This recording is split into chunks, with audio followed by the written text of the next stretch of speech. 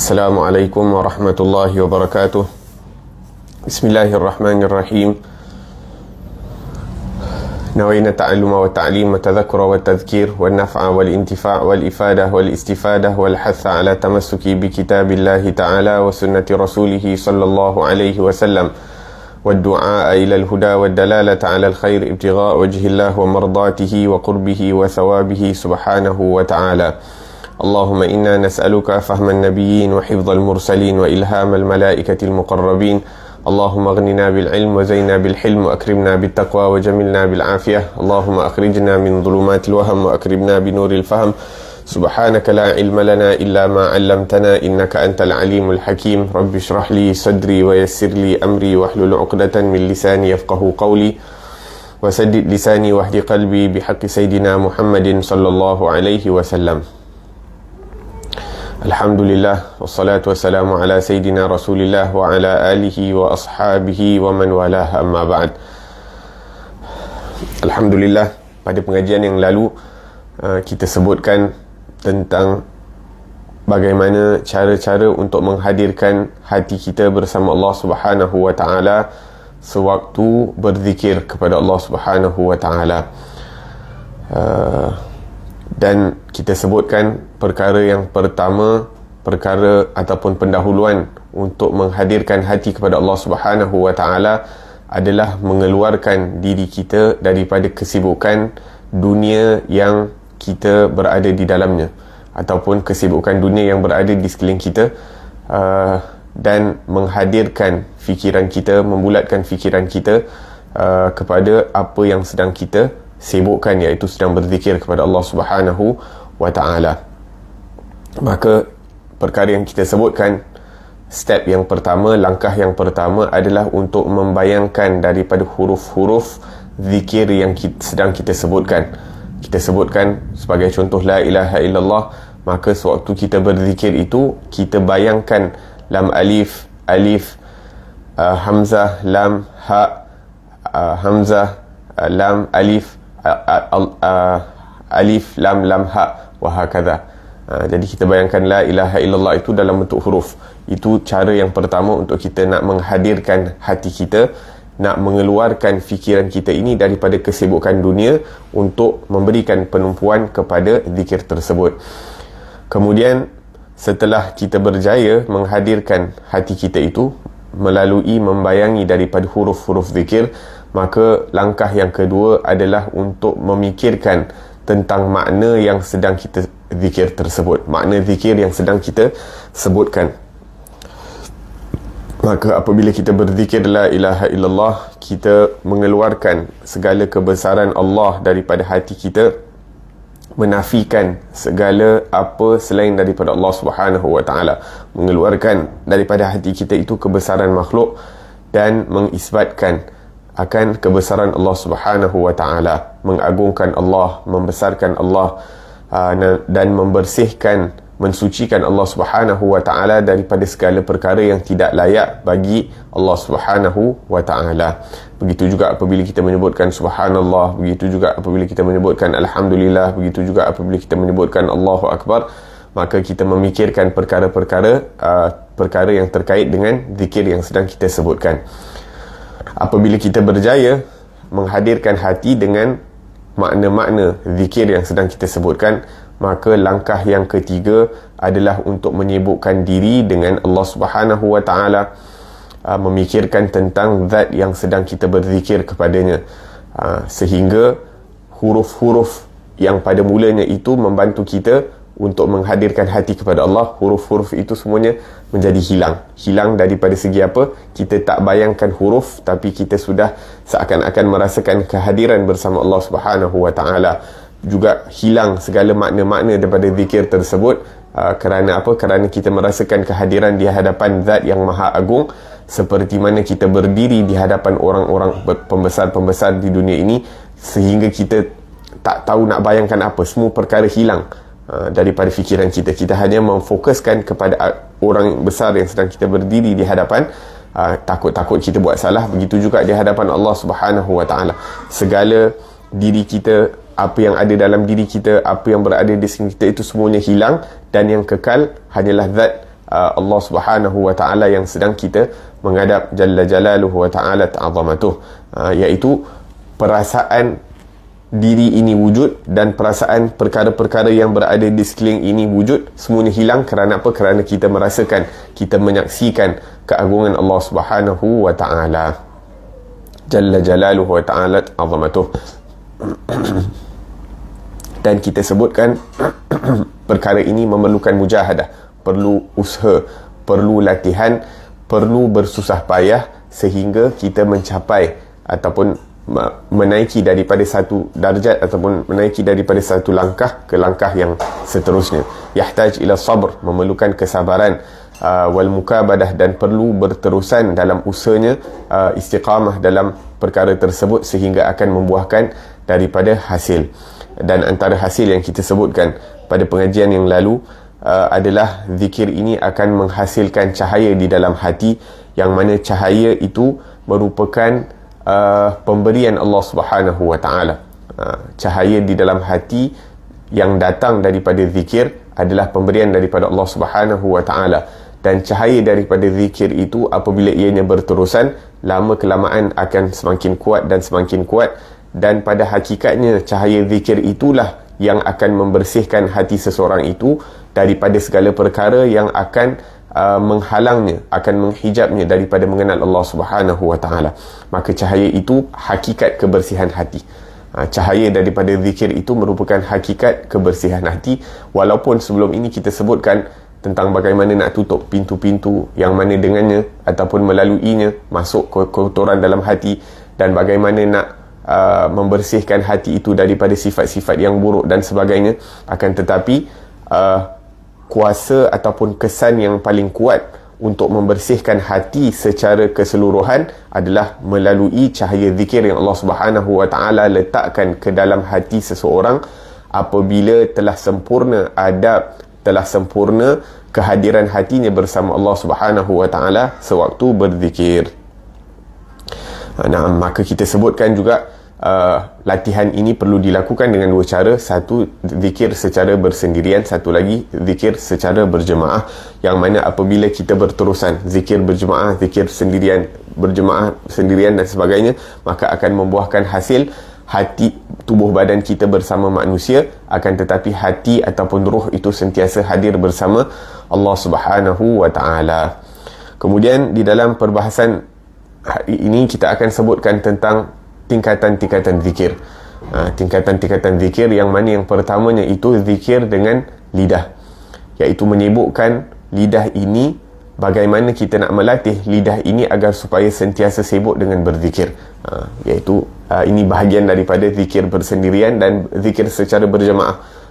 Maksudnya kita sibukkan lidah ini dengan berzikir, sama ada bersendirian ataupun berjemaah. Mana-mana apa-apa keadaan kita sentiasa berzikir kepada Allah Subhanahu wa ta'ala.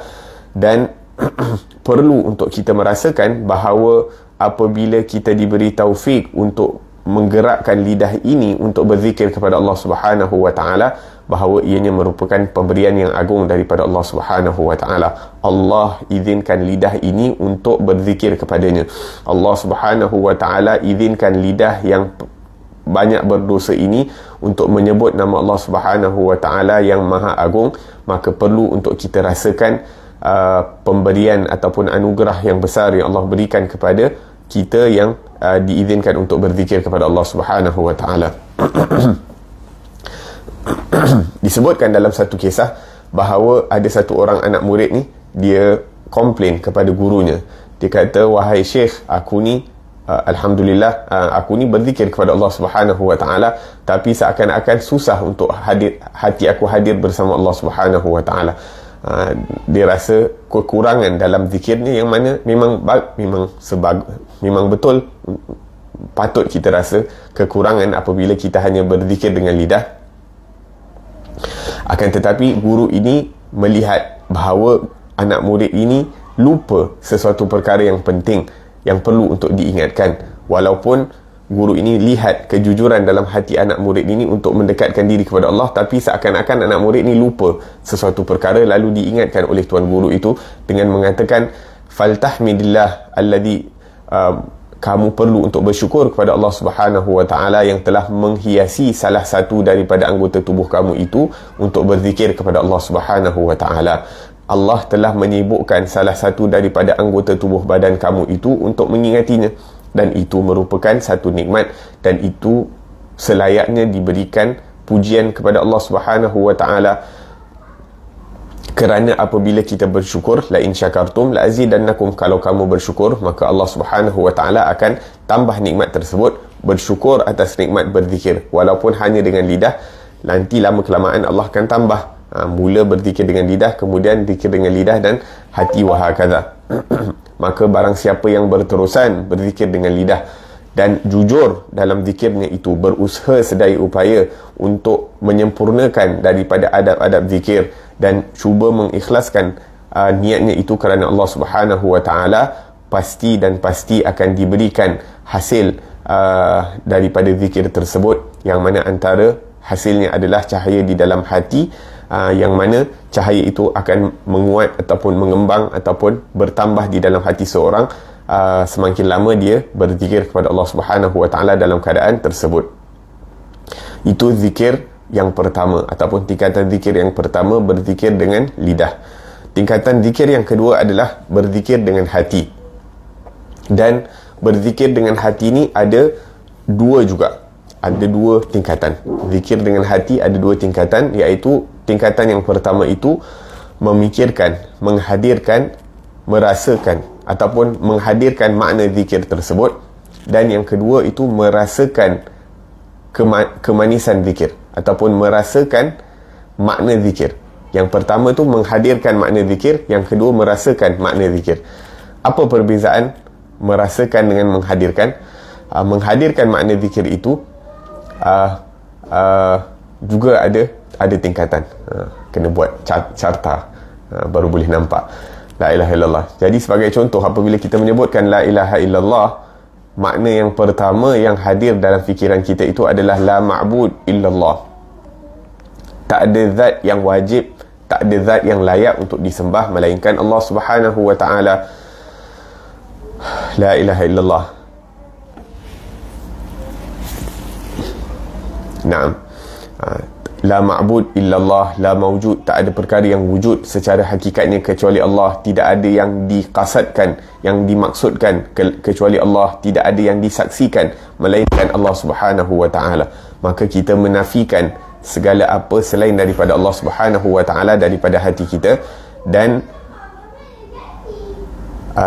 naam, ini apa yang mampu untuk kita lakukan di dalam hati kita. Lakin al-istimrar, akan tetapi berterusan untuk melakukan perkara ini dengan ikhlas, berterusan apabila setiap kali kita berzikir kita memikirkan tentang makna-maknanya. Tak ada zat yang selayaknya disembah, tak ada zat yang selayaknya untuk tidak ada zat yang wujud secara hakikatnya selain Allah, tidak ada zat yang dimaksudkan, yang ditujui melainkan Allah, dan tidak ada zat yang disaksikan melainkan Allah Subhanahu wa taala. Apabila lama kelamaan kita merasakan, menghadirkan makna tersebut, maka ianya akan menghasilkan kemanisan ataupun kelazatan dalam zikir itu. Naam. Dan setiap zikir itu mempunyai kelazatan masing-masing. La ilaha illallah mempunyai kelazatannya, alhamdulillah mempunyai kelazatannya, Allahu akbar mempunyai kelazatannya, Allahumma salli ala Muhammad mempunyai kelazatannya. Naam. Antara yang disebutkan tentang kelazatan-kelazatan zikir, disebutkan bahawa la ilaha illallah antara nikmat yang perlu untuk kita rasakan, antara kelazatan yang perlu untuk kita cuba hadirkan dalam hati apabila kita menyebutkan la ilaha illallah adalah yang pertama itu merasakan bahawa Allah Subhanahu wa ta'ala telah muliakan kita. Allah Subhanahu wa ta'ala telah menghadiahkan kepada kita. Allah Subhanahu wa ta'ala telah memberikan kepada kita nikmat Islam dan iman, nikmat tauhid, yang mana dengannya kita tidak menyembah selain Allah Subhanahu wa ta'ala. Menyembah kepada Allah dan meninggalkan agama lain ataupun sembahan selain daripada Allah merupakan satu nikmat yang agung.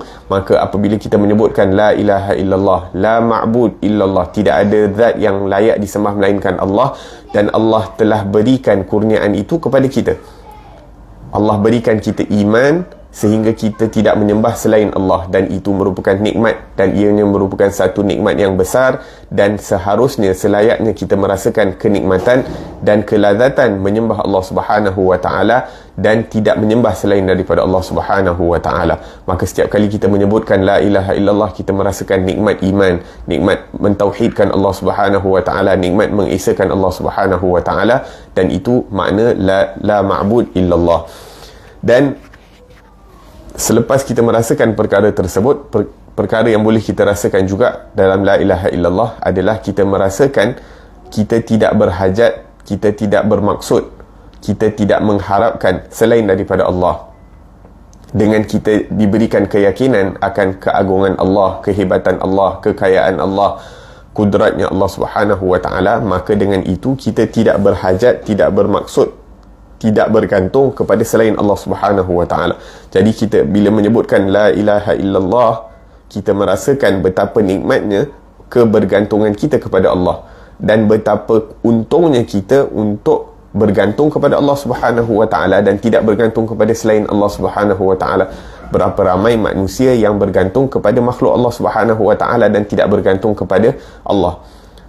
Bergantung kepada kekayaannya, bergantung kepada kepandaiannya, bergantung kepada kepakarannya, akan tetapi semuanya seperti mana Allah Subhanahu wa taala sebutkan tentang orang-orang kafir, tentang Abrahah dan tenteranya, tarmihim bihjaratin min alam tara kaifa fa'ala rabbuka bi ashabil fil alam yaj'al kaidahum fi tadlil. Bukankah Allah Subhanahu wa taala telah jadikan perancangannya itu sesat?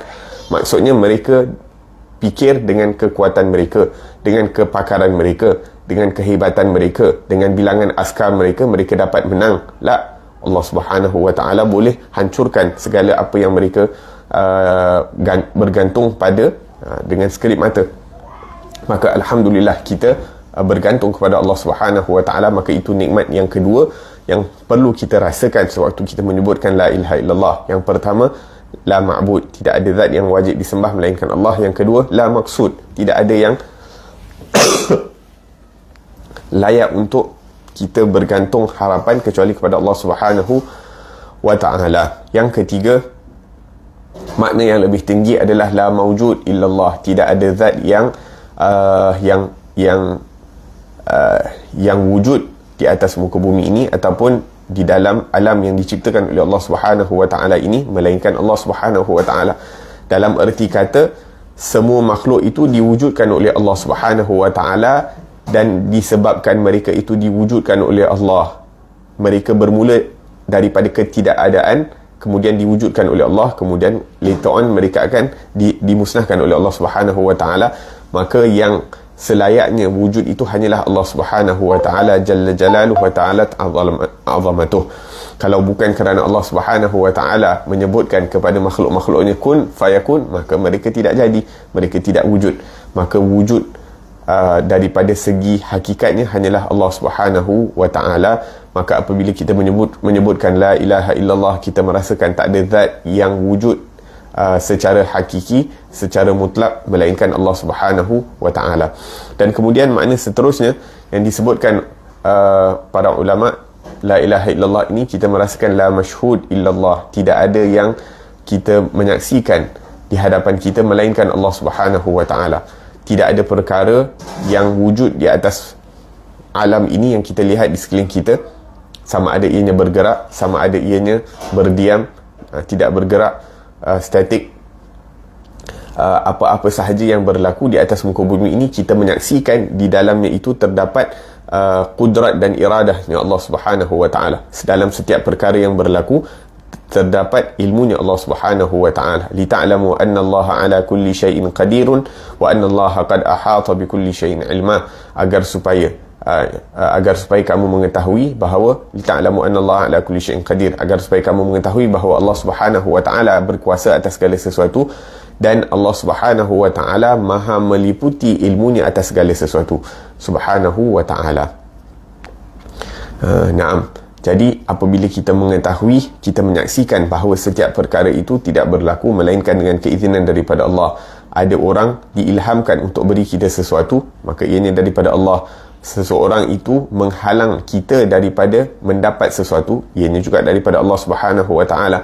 Seseorang mendatangkan kegembiraan dalam hati kita, ianya datang daripada Allah Subhanahu wa taala. Seseorang menjadi sebab untuk kita bersedih, berduka dan sebagainya, ianya juga datang daripada Allah Subhanahu wa taala. Maka apabila kita merasakan kelazatan zikir, maka merasakan hubungan bersama Allah Subhanahu wa taala, maka kita dah tak lihat makhluk Allah, akan tetapi kita lihat pada setiap makhluk Allah itu akan urusan Allah Subhanahu wa taala ataupun ketentuan ataupun tertib yang ditentukan oleh Allah Subhanahu wa taala. Kita sebutkan tadi bahawa zikir ini mempunyai kelazatan-kelazatan yang tersendiri. Kita sebutkan zikir itu mempunyai kelazatan sendiri, dan subhanallah, setiap daripada zikir itu mempunyai kelazatan masing-masing.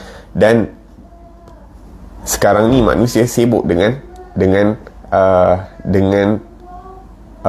memuaskan daripada hawa nafsu mereka itu dengan makanan-makanan ataupun dengan rasa-rasa yang sedap. Sekarang ni kalau kita tanya, rasa beras macam mana, ataupun rasa nasi macam mana, rasa roti macam mana, mereka dapat membezakan, kalau nasi ni, beras ni grade macam ni, nasi ni beras contohnya super special Thailand dan sebagainya. Mereka tahu nak bezakan rasa nasi, perbezaan rasa roti, perbezaan rasa buah dan sebagainya. Akan tetapi perkara yang lebih penting untuk kita tahu, untuk bezakan, adalah rasa ibadah. Bagaimana rasa sesuatu ibadah itu apabila kita menghayati ibadah tersebut. Apabila kita menghayati ibadah tersebut, maka kita akan dapat merasakan daripada kemanisan ibadat tersebut, yang mana akan memuaskan daripada hawa nafsu kita. Inna liqalbika dzauqan wa syauqan wa tashahhiyan. Sesungguhnya hati ini mempunyai perasaan, mempunyai rasa dan keinginan, mempunyai kemahuan dan keinginan. Jangan sampai kita menghalang daripada nafsu kita ini merasakan kemanisan ataupun dan menghalangnya daripada merasakan kenikmatan zikir tersebut. Fa idza taqal insan ila dzikril qalb aw rasal qalb nuran yusammihi ulama nurul ma'rifah billah. Jadi apabila manusia itu daripada berzikir hanya dengan lidah, dia naik darjat lagi satu, berzikir dengan hati, maka akan menghasilkan di dalam hati itu cahaya, yang mana cahaya itu dipanggil oleh para ulama adalah ma'rifah, pengenalan kepada Allah Subhanahu wa taala. Kemudian selepas berzikir dengan hati, para ulama menyebutkan roh juga berzikir. Roh juga berzikir. Bagaimana roh berzikir? Roh ini apabila dia berzikir, dia akan menguatkan daripada ma'rifatullah, pengenalan kepada Allah Subhanahu wa taala. Akan tetapi bagaimana roh itu berzikir? Roh itu berzikir dengan rindu kepada Allah Subhanahu wa taala, dengan mempunyai hubungan yang kuat kepada Allah Subhanahu wa taala, sehinggakan kerinduan dan hubungan kecintaan, kerinduan dan hubungan yang kuat bersama Allah Subhanahu wa taala, keinginan yang kuat untuk mendekatkan diri kepada Allah Subhanahu wa taala, itu merupakan zikir kepada hati. La ilaha, zikir kepada ruh. Fatadawuqur ruh li dzikr hub. Maka zikirnya ruh itu adalah kecintaan, kecintaan yang sejati. Qul in kuntum tuhibbunallah fattabi'uni. Katakanlah wahai Rasulullah Muhammad, kalau kamu cintakan Allah, maka ikutilah Rasulullah sallallahu alaihi wasallam. Maka mengikuti sunnah Rasulullah sallallahu alaihi wasallam akan menghasilkan kecintaan kepada Allah dan menghasilkan yuhibbukumullah. Allah juga akan mencintai kita. La ilaha illallah. Maksudnya orang untuk mengikuti sunnah Rasulullah itu dengan secara hakikatnya adalah melalui kecintaan kepada Allah dan kecintaan kepada Rasulullah sallallahu alaihi wasallam. Dengan adanya perasaan cinta kepada Allah dan perasaan cinta kepada Rasulullah, maka itu merupakan zikir yang berada di tingkatan yang lebih tinggi. La ilaha illallah. Akan tetapi kita hidup di zaman yang mana perkataan cinta ini telah disalahgunakan. Perkataan cinta itu telah dikotorkan. Perkataan cinta itu telah digunakan untuk perkara-perkara yang remeh, untuk perkara-perkara yang yang hanya untuk memuaskan daripada kelazatan hawa nafsu waliyadzubillahi tabaraka wa ta'ala. Sedangkan perkataan cinta ini merupakan satu perkataan yang sangat mulia, yang sangat tinggi di sisi agama Allah Subhanahu wa ta'ala. Fa inna ruh idza tawajjaha bil hub irtaqa sahibuh.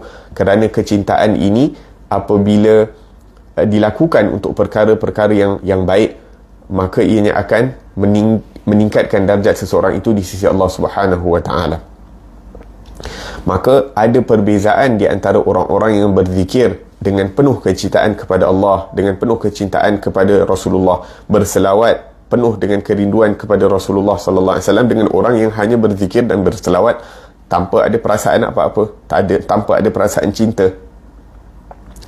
Dia berzikir hanya untuk berzikir. Orang hadir majlis zikir, dia pun hadir majlis zikir walaupun tidak ada kerugian, bahkan paling kurang dia akan dapat diampunkan dosanya. Kadang-kadang dia berzikir hanya untuk nak mengisi masa lapang, kadang-kadang dia berzikir untuk untuk apa-apa sebab yang tapi selain daripada mencintai Allah Subhanahu wa ta'ala. Akan tetapi orang yang jujur dalam kecintaannya kepada Allah Subhanahu wa ta'ala, maka dia akan ingin memperbanyakkan zikir kerana dia cinta kepada Allah Subhanahu wa ta'ala. Sebab itu dalam hadis disebutkan, ataupun dalam pepatah Arab disebutkan, man ahabba syai'an aktsara min zikrih. Barang siapa yang mencintai sesuatu perkara itu, maka dia akan menyebutkan perkara itu dengan banyak. La ilaha illallah. Maka itu tingkatan yang ketiga. Maka zikir yang pertama itu dengan lidah, dan perlu untuk kita syukur nikmat berzikir dengan lidah, kerana Allah telah izinkan lidah kita itu untuk mengingatinya. Yang kedua, zikir dengan hati yang menghadirkan makna-makna zikir dan juga merasakan makna-makna zikir tersebut. Yang ketiga, berzikir dengan roh, dan berzikir dengan roh itu adalah dengan mencintai, merasakan kecintaan terhadap zat yang kita zikir, yang kita sebutkan namanya itu. Dan kemudian berkata para ulama, tingkatan-tingkatan zikir ni makin lama makin naik. Zikir dengan asir, sir ni lebih tersembunyi daripada roh, dan kemudian ada zikir yang lebih dalam dan sebagainya. Wahakadha, tidak ada penghujung bagi tingkatan-tingkatan zikir, kerana ianya terkait dengan Allah Subhanahu wa ta'ala. Dan Allah Subhanahu wa ta'ala sebutkan di dalam Al-Quran, wa anna ila rabbikal muntaha, iaitu tak ada penghujung untuk tingkatan-tingkatan untuk mendekatkan diri kepada Allah Subhanahu wa ta'ala. Lakin alladhi ya'nina min hadzal hadits al-an, akan tetapi yang ingin kita perbahaskan,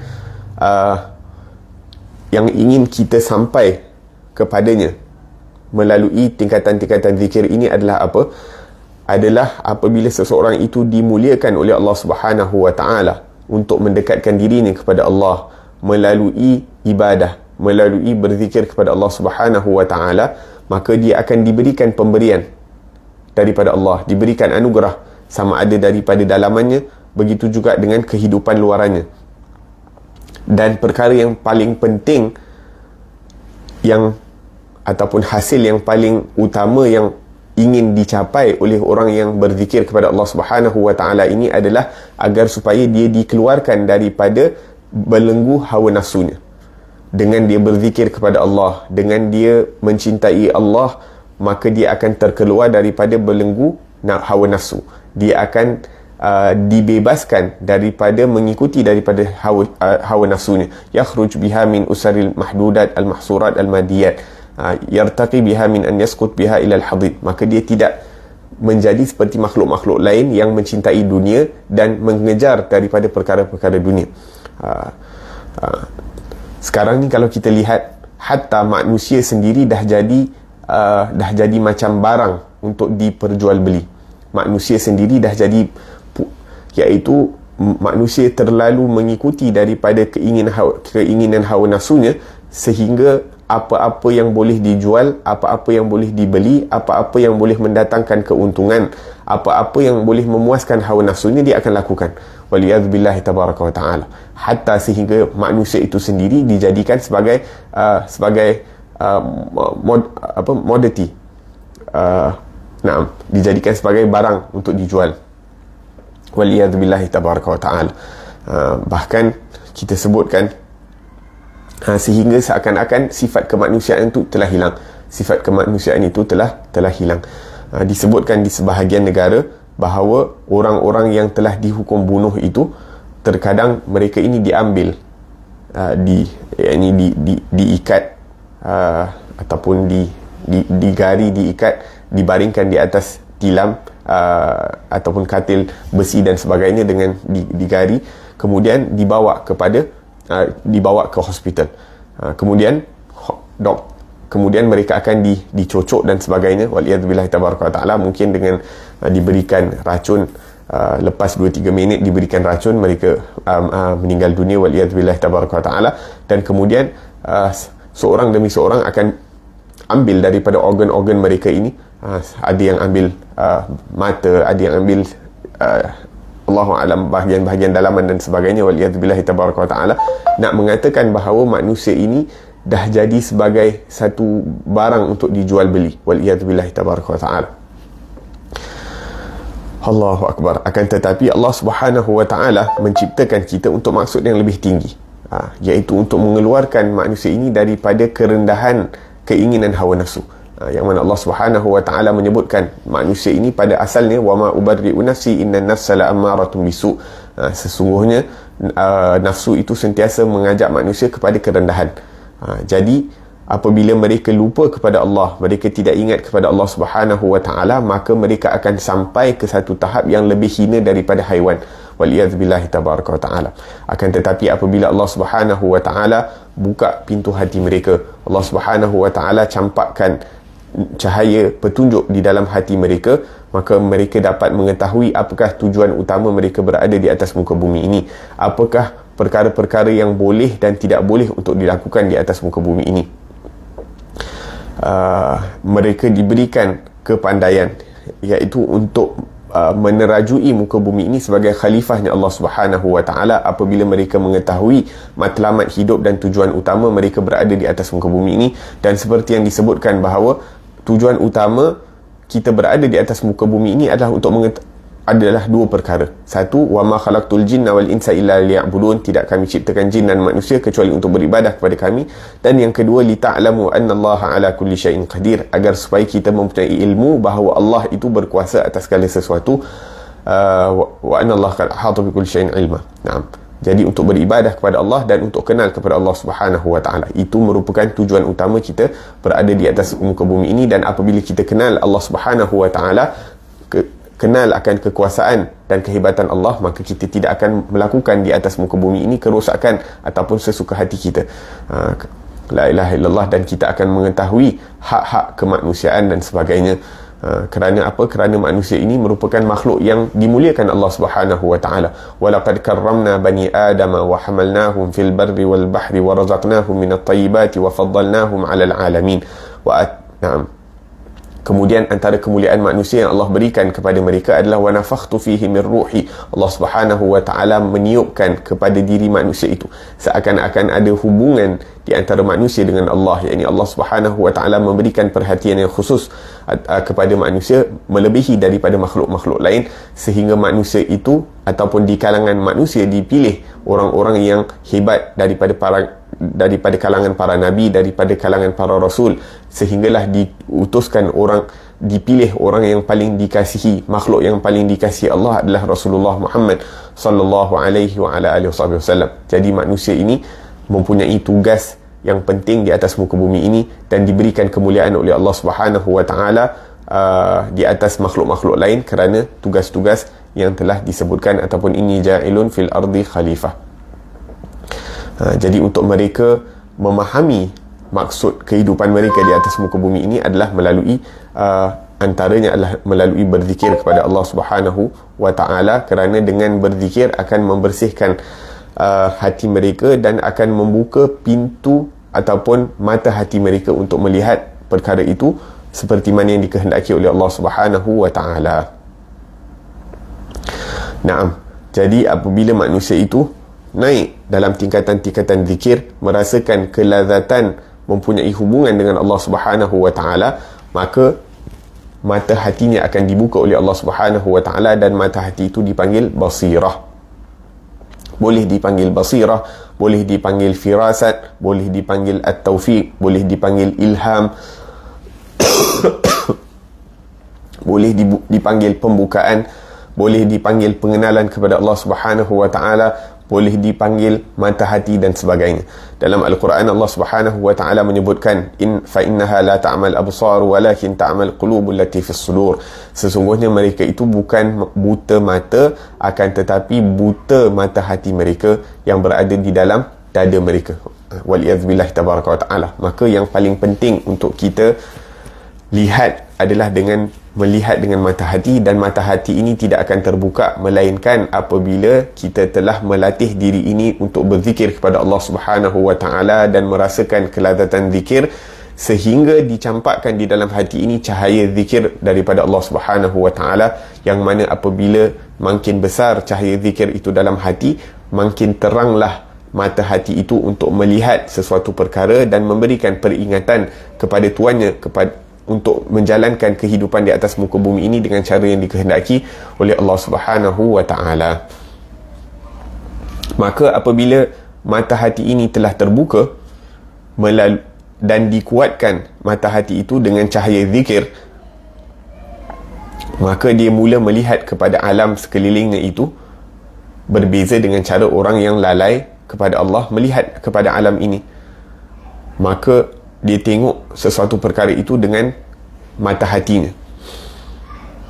Apabila dia melihat daripada perkara-perkara dunia, dia melihat secara zahirnya itu seperti sebagai satu perhiasan, akan tetapi dia melihat secara batin daripada perkara dunia itu dengan mata ibrah, mengambil iktibar daripada apa yang dilihatnya.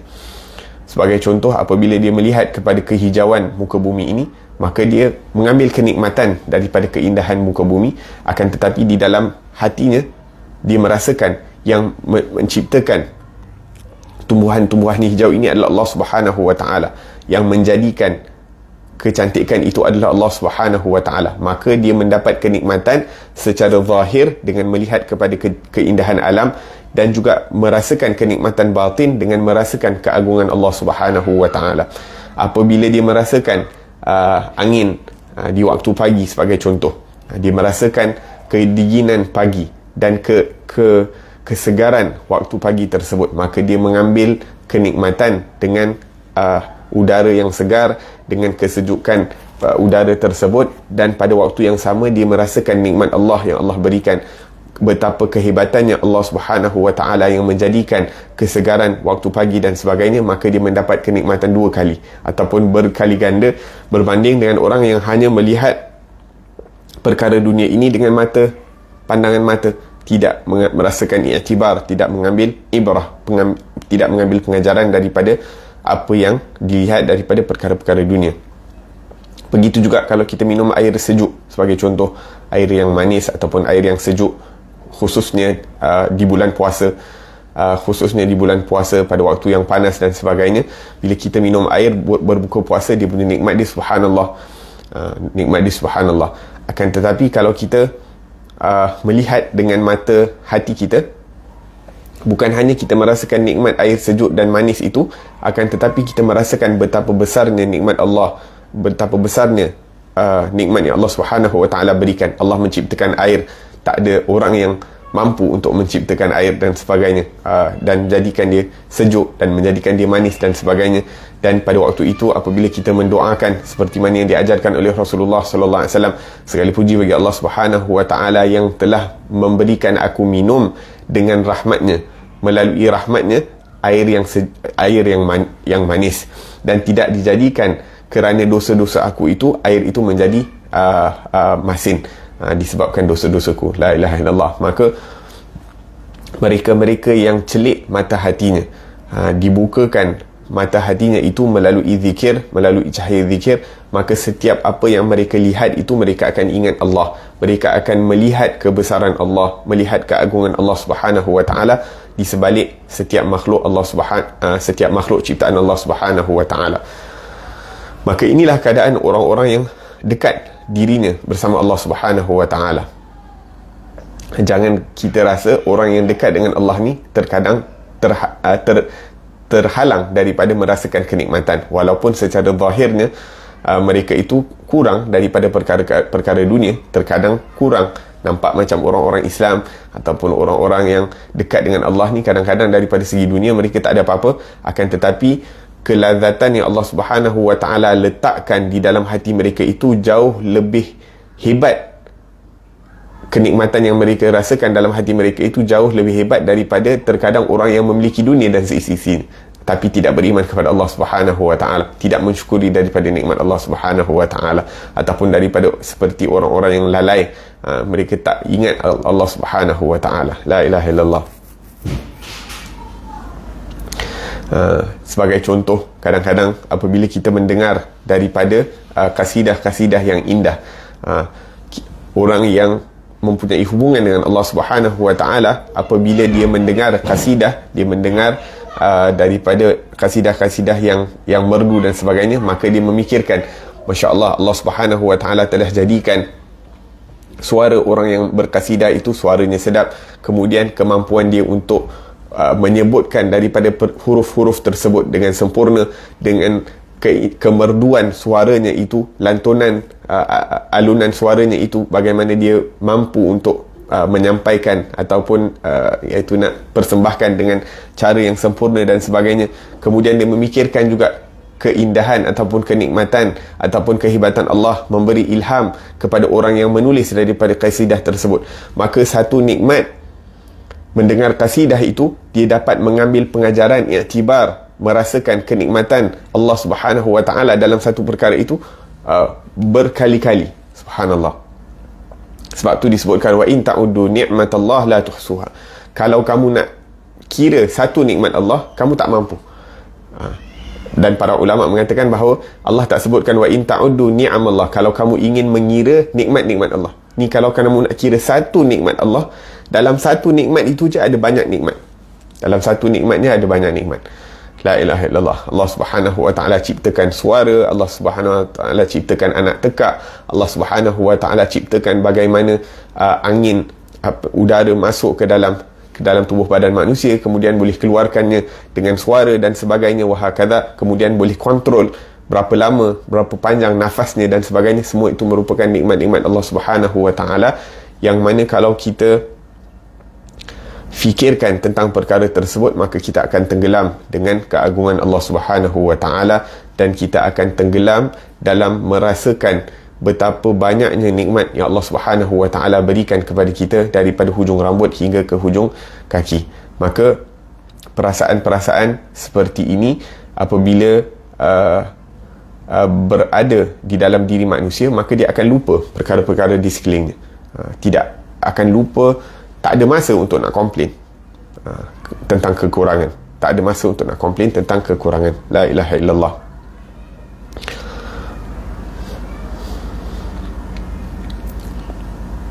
Naam. Dan kemudian itu yang dipanggil sebagai fikir. Maksudnya melalui zikir akan mendatangkan cahaya di dalam hati, yang mana cahaya itu akan menguatkan penglihatan hati terhadap perkara-perkara yang dilihat, yang mana ianya dipanggil sebagai fikir, berfikir. Orang yang banyak berfikir, fakir.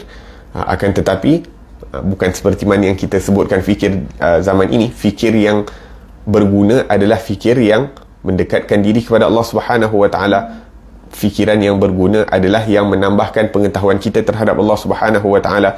Fikir yang berguna adalah untuk kita melihatkan keagungan yang Allah Subhanahu wa ta'ala jadikan di sekeliling kita. Maka para ulama menyebutkan perlu untuk kita berzikir tentang setiap zarrah daripada makhluk Allah Subhanahu wa ta'ala. Naam. Kerana apa? Kerana setiap makhluk yang diciptakan Allah Subhanahu wa ta'ala di sekeliling kita ini, seakan-akan mereka mengatakan kepada kita, Allahu khalaqani, Allah yang menciptakan kami. Allah Subhanahu wa ta'ala yang menundukkan kami ini agar supaya berkhidmat kepada kamu, khidmat kepada kita. Allah jadikan matahari supaya kita dapat cahaya, dapat manfaat daripada matahari. Allah Subhanahu wa ta'ala ciptakan pohon, tumbuh-tumbuhan agar supaya kita dapat manfaat. Maksudnya manfaat itu ditundukkan kepada kita agar supaya kita dapat mengenal Allah Subhanahu wa taala dapat menjalani kehidupan, dan tujuan utama daripada itu untuk mengenal Allah Subhanahu wa taala. Dan Allah Subhanahu wa taala telah datangkan aku kepada kamu, kata makhluk-makhluk di sekeliling kita, agar supaya kita mendapat kenikmatan. La ilaha illallah. Dan ini yang dikatakan para ulama Quran yang diam, iaitu ada bacaan-bacaan yang kita baca. Quran yang kita baca itu adalah Al-Quran, dalam Al-Quran lah. Akan tetapi di sekeliling kita ini juga, kata para ulama, juga Al-Quran yang kita baca bukan dengan lidah, tapi dengan akal fikiran kita. Kita melihat alam sekeliling. Allah, sebagai contoh, Allah sebutkan, afala yanzuruna ilal wa ila samai kaifa rufi'at. Tidakkah kamu melihat kepada langit bagaimana ianya ditinggikan oleh Allah Subhanahu wa taala? Maka bila kita tengok langit, seakan-akan kita baca ayat Al-Quran itu dengan fikiran kita. Wahakadha. Dan begitu juga kepada setiap perkara yang berada di sekeliling kita. La ilaha illallah. Maka persoalan itu boleh kita tanyakan kepada setiap apa yang kita lihat di sekeliling kita.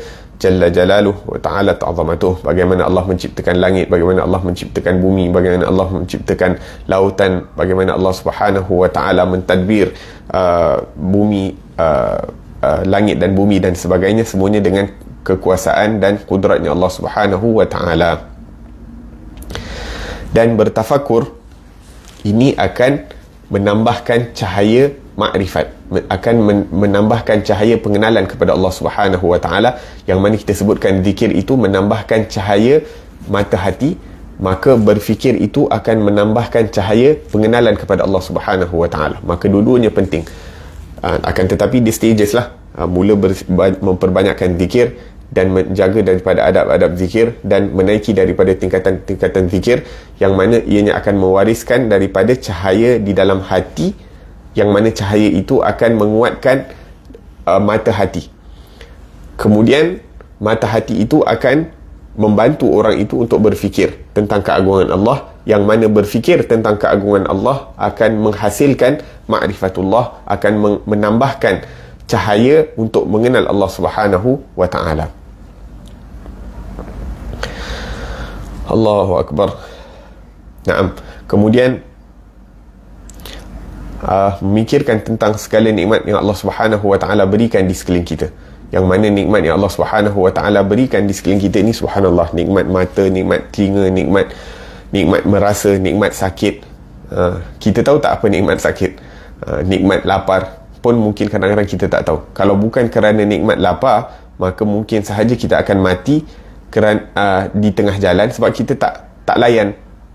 Perut kita tu sedang lapar, perlu makanan, tapi kita tak rasa lapar.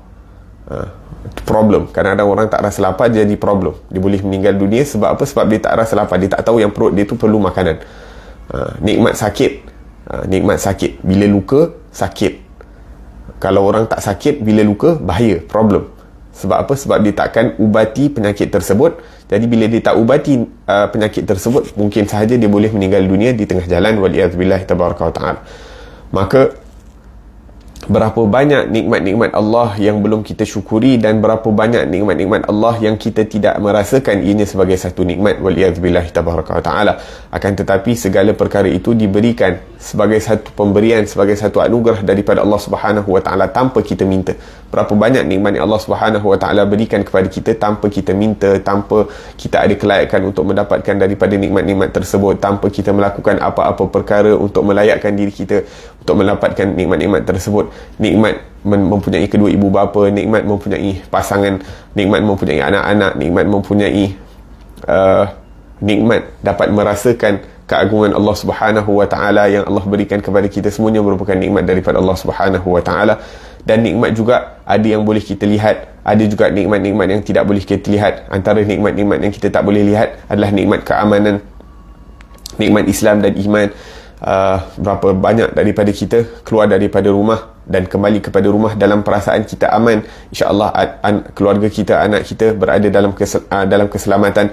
Subhanallah, berapa banyak saudara-saudara kita, saudara-saudara Islam ataupun saudara-saudara kita sesama manusia yang mana mereka keluar daripada rumah mereka, tapi mereka tak tahu sama ada apabila mereka kembali, anak dan isteri mereka berada dalam keadaan selamat ataupun tidak, hidup ataupun tidak, dan sebagainya. Waliyadzubillah tabaraka wa ta'ala. Adakah rumah mereka berada dalam keadaan selamat? Waliyadzubillah. Kita alhamdulillah belum pernah lagi dalam kehidupan kita risau perkara-perkara ini. Dan dia bukan nak kira hari, kalau kita kira saat, berapa banyak nikmat Allah Subhanahu wa ta'ala berikan. Kita tak risau anak, kita tak risau isteri, tak risau rumah dan sebagainya, tak risau harta benda yang Allah Subhanahu wa ta'ala amanahkan kepada kita.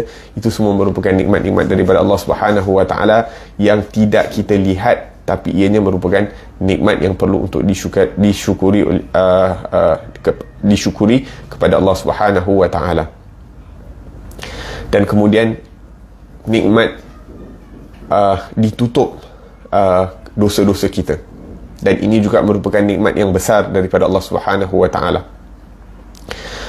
Disebutkan bahawa di zaman dahulu, apabila umat-umat yang terdahulu sebelum umat Nabi Muhammad sallallahu alaihi wasallam, mereka ini apabila melakukan satu dosa, terkadang tertulis di atas dahi mereka ini, si fulan, contohnya Naqib, dia melakukan kaza wa kaza, waliyadzubillah tabaraka wa ta'ala. Ada juga umat-umat yang terdahulu, mereka apabila mereka melakukan dosa, tertulis di pintu rumah mereka, fulan dia buat kaza-kaza, dia buat dosa-dosa wa kaza wa kaza. Maksudnya tidak ditutupi daripada dosa-dosa mereka. Orang lain semua tahu yang dia ni melakukan dosa tersebut. Dan kalau bukan kerana nikmat Allah Subhanahu wa ta'ala menutupi daripada aib kita, maka tak ada manusia yang akan ingin bersalaman dengan kita. Tidak ada manusia tidak akan mencintai satu dengan yang lain, tidak akan mendekati satu dengan yang lain. Dan kalau bukan kerana nikmat ditutupkan kita punya keaiban, kita punya dosa, maka takkan ada orang yang akan menghormati orang lain, sebab semua orang nampak keburukan orang lain. Waliyadzubillah tabaraka wa ta'ala.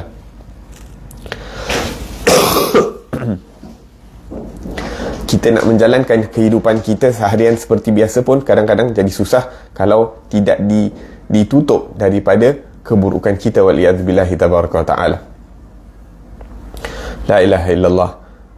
Maka nikmat menjadi hamba Allah Subhanahu wa ta'ala, nikmat menjadi daripada umat Islam, nikmat menjadi daripada umat Nabi Muhammad sallallahu alaihi wasallam, ini semuanya merupakan nikmat-nikmat yang harus disyukuri, dan harus untuk kita sentiasa ingatkan diri kita dan ingatkan orang lain agar supaya kita menjadi orang-orang yang sentiasa bersyukur atas nikmat Allah Subhanahu wa ta'ala. InsyaAllah kita berhenti di sini dahulu dan kita akan sambung perbahasan pada pengajian yang akan datang, insyaAllah ta'ala.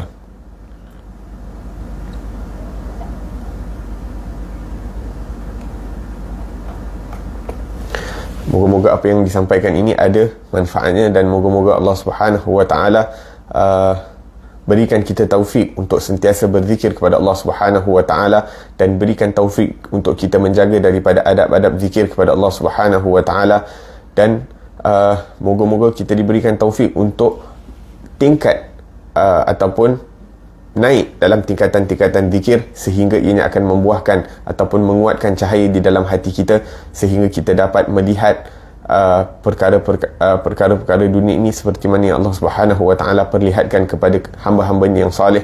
Dan moga-moga Allah Subhanahu wa ta'ala juga kuatkan fikiran kita ini untuk memikirkan tentang keagungan Allah Subhanahu wa ta'ala sentiasa, sehingga ianya akan menambahkan daripada cahaya ma'rifatullah, cahaya pengenalan kepada Allah Subhanahu wa ta'ala. Dan itu merupakan satu perkara yang paling mahal untuk diberikan kepada seseorang. Disebutkan oleh orang-orang salih, rugi orang-orang yang keluar daripada dunia ini tanpa kenal Allah Subhanahu wa ta'ala. Maka perkara yang paling agung, perkara yang paling bernilai, perkara yang paling istimewa adalah apabila seseorang itu diberikan ma'rifatullah, dapat kenal Allah Subhanahu wa ta'ala, maka tidak ada pemberian yang lebih besar daripada ma'rifatullah. Moga-moga Allah Subhanahu wa ta'ala kurniakan kita perkara tersebut fi khairin lutfin wa afiyah. Wa ila hadratin Nabi Muhammadin sallallahu alaihi wasallam. Al-Fatihah.